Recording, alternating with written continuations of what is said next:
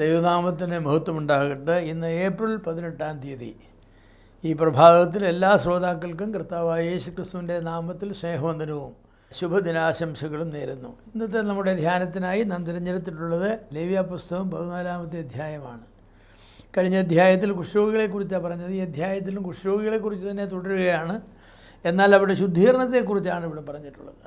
അതെ, കുഷ്ഠരോഗിയുടെ ശുദ്ധീകരണത്തിന് വളരെ വിശാലമായൊരു നടപടിയാണ് ദൈവം നിർദ്ദേശിച്ചിട്ടുള്ളത്. കുഷ്ഠരോഗിയുടെ കുഷ്ഠം ഭേദമായാൽ മഹാപുരോഹിതൻ അവൻ്റെ ദേഹപരിശോധന നടത്തണം.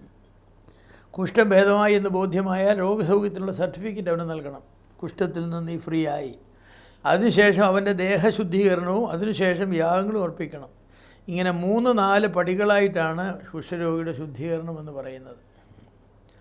ഏറ്റവും രസകരമായ ഇനമെന്ന് പറയുന്നത് ക്ഷൗരം ചെയ്യലാണ്. കുഷ്ഠരോഗിയെ ക്ഷൗരം ചെയ്യണം. സ്ത്രീ ആയാലും പുരുഷനായാലും ശരീരത്ത് ഒരു രോമം പോലും കാണാൻ പാടില്ല. ഒരു ഭാഗത്ത് പോലും ഒരൊറ്റ രോമം കാണാൻ പാടില്ല. തലയിൽ പുരികം ഇറങ്ങി എല്ലാം കംപ്ലീറ്റ്. പുരുഷന്മാരാണെങ്കിൽ താടിയും മീശയും മീശയും എല്ലാം അവൻ്റെ ശരീരത്തിൻ്റെ എല്ലാ ഭാഗങ്ങളിലും ഒരു ഭാഗത്ത് പോലും രഹസ്യഭാഗത്തും പരസ്യഭാഗത്തും ഒരു ഭാഗത്തും ഒരു രോമവും കാണാൻ പാടില്ല. കാരണം പാപത്തിൻ്റെ കുഷ്ഠത്തിൻ്റെ അണുക്കളെ വഹിക്കുന്നവയാണ് ഇവയെല്ലാം. അതുകൊണ്ട് ഒരു കുഷ്ഠരോഗി ശുദ്ധിയാകുമ്പോൾ അവൻ്റെ കുഷ്ഠരോഗം ഉണ്ടായിരുന്ന സമയത്ത് അവൻ്റെ രോഗം ബാധിക്കാൻ സാധ്യതയുള്ള എല്ലാ ശരീരഭാഗങ്ങളെയും ശുദ്ധീകരിക്കണമെന്നുള്ളതാണ്. അതെ, പാപത്തോട് ബന്ധപ്പെട്ടതെല്ലാം. വിശുദ്ധി എന്ന് പറയുന്നത് വിലയേറിയ ഒരു അനുഭവമാണ്.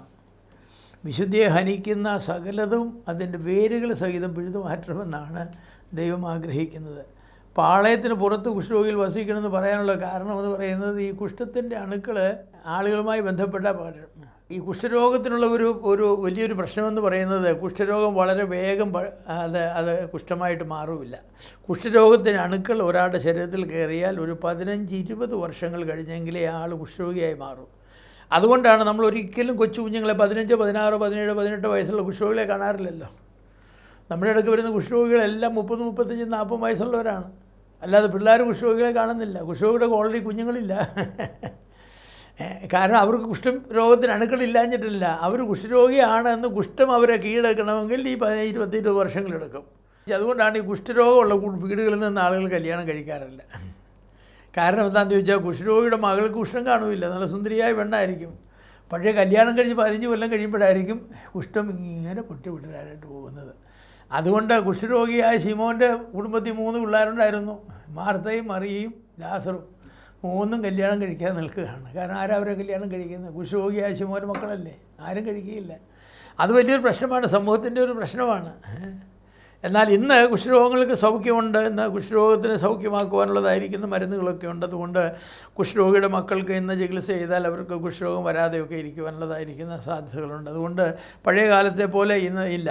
എന്നാൽ പഴയ നിയമകാലത്ത് പകരുന്ന ഒരു രോഗമായിരുന്നതുകൊണ്ട് കുഷ്ഠരോഗികൾക്ക് വളരെ കർശനമായിരിക്കുന്ന ശുദ്ധീകരണ പ്രക്രിയയാണ് കൊടുത്തിട്ടുള്ളത്. കുഷ്ഠരോഗികൾക്ക് ആവശ്യമായതെല്ലാം അവർ താമസിക്കുന്ന കോളനിയിൽ എത്തിച്ചു കൊടുക്കണമെന്നായിരുന്നു നിയമം.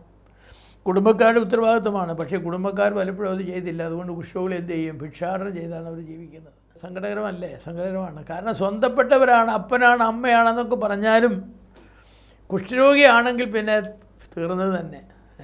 അതെ, ബെൻഹർ എന്ന് പറഞ്ഞതായിരിക്കുന്ന നാടകം കണ്ടിട്ടുള്ളവർക്കറിയാം, സിനിമ കണ്ടിട്ടുള്ളവർക്കറിയാം. അതിൽ ബെൻഹറിൻ്റെ അമ്മയും സഹോദരിയും ഒക്കെ കുഷ്ഠരോഗികളായി തീർന്നപ്പോൾ ബെൻഹർ ആഹാരവുമായിട്ട് കുഷ്ഠരോഗ കോളനിയിലേക്ക് പോകുന്ന ഒരു കാഴ്ച കാണാം. ആളുകൾ ഇതിനെ തടയാനായിട്ട് ശ്രമിച്ചു. അത് പാടില്ലെന്നാണ് പറയുന്നത്. പക്ഷേ സ്നേഹമുള്ള മാതാപിതാക്കളും സ്നേഹമുള്ള മക്കളുമൊക്കെ അങ്ങനെയുള്ള കാര്യങ്ങൾ ചെയ്യുന്നതായിട്ട് നമുക്ക് കാണുവാനായിട്ട് സാധിക്കും. ഞാൻ പറയട്ടെ, കുഷ്ഠരോഗികൾക്ക് കടന്നു വരാവുന്ന ഒരു സ്ഥാനമേ ഉള്ളൂ എന്ന് ഞാൻ നേരത്തെ പറഞ്ഞു. ഏത് സ്ഥാനമാണ്? നമ്മുടെ കർത്താവായ യേശുക്രിസ്തുവിൻ്റെ അടുക്കൽ. അവിടെ കടന്നു വരാം. പക്ഷേ അവിടെ കടന്നു വന്നപ്പോഴും കർത്താവ് എന്താ പറഞ്ഞാൽ? നീ പോയി മോശനായ പ്രമാണത്തിൽ കൽപ്പിച്ചതുപോലെ പുരോഹിതൻ നിന്നെ കാണിച്ച് സർട്ടിഫിക്കറ്റ് ഓഫ് ക്ലാൻസിങ്, ശുദ്ധീകരണത്തിൻ്റെ സർട്ടിഫിക്കറ്റ് വാങ്ങിച്ച് യാഗം കഴിക്കാൻ പറഞ്ഞു. അതെ, അത് വളരെ ആവശ്യമാണ്.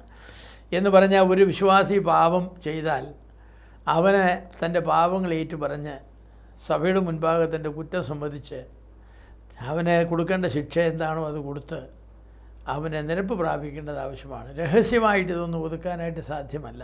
രഹസ്യമായി ഒതുക്കേണ്ടതല്ല. ഒരു കുഷ്ഠരോഗം എന്ന് പറഞ്ഞാൽ ഒരിക്കലും സീക്രട്ടായിട്ട് ഒതുക്കേണ്ടതല്ല. കാരണം അത് പകരുന്നതാണ്. സഭയിലെ ഏത് വലിയ നേതാവായാലും ശരി, അവൻ്റെ ജീവിതത്തിൽ പാപം വന്നാൽ അതൊന്നും രഹസ്യമായിട്ട് സെറ്റിൽ ചെയ്യരുത്. അത് മറ്റുള്ളവരെ ബാധിക്കുന്ന പാപങ്ങളാണ്. പാപത്തെ പാപമായി തന്നെ കാണണം. അതുകൊണ്ട് ഞാൻ പറയട്ടെ, കുഷ്ഠരോഗിയുടെ ദേഹത്തെ ഒരു രോമം പോലും മറ്റുള്ളവർക്ക് രോഗം പകർത്തുന്നതാണ്.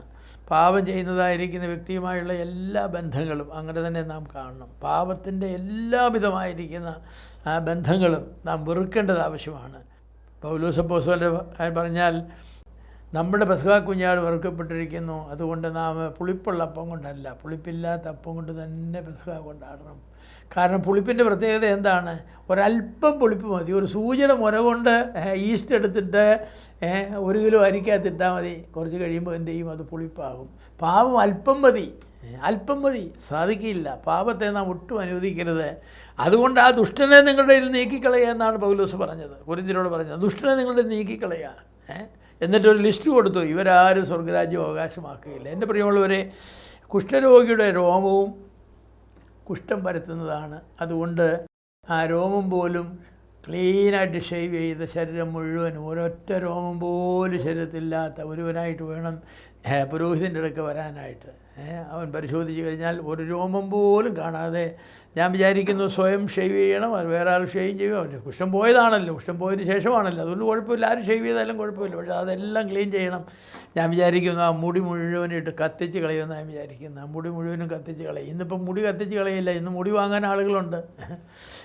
ഇന്ന് പാപികളായ ആളുകളുടെ പാപത്തെ പങ്കുചെയ്യാൻ ആളുകളുണ്ട്. ഇന്ന് അത് പാപം വാങ്ങാൻ ആളുകളുണ്ട്. ഇന്ന് ഒഴിയോ പാപത്തിന് എന്തോ വിലയാണെന്നറിയാമോ? ഇന്ന് ഇല്ല, അത് കത്തിച്ച് കളയണം. അതിൻ്റെ പേര് പോലും പറയാൻ പാടില്ല. അങ്ങനെ പാപത്തോട് കോംപ്രമൈസ് ഇല്ലാത്ത, വിട്ടുവീഴ്ചയില്ലാത്ത ഒരു മനോഭാവം പുലർത്തുവാൻ ദൈവം നമുക്കെല്ലാവർക്കും കൃപ നൽകട്ടെ.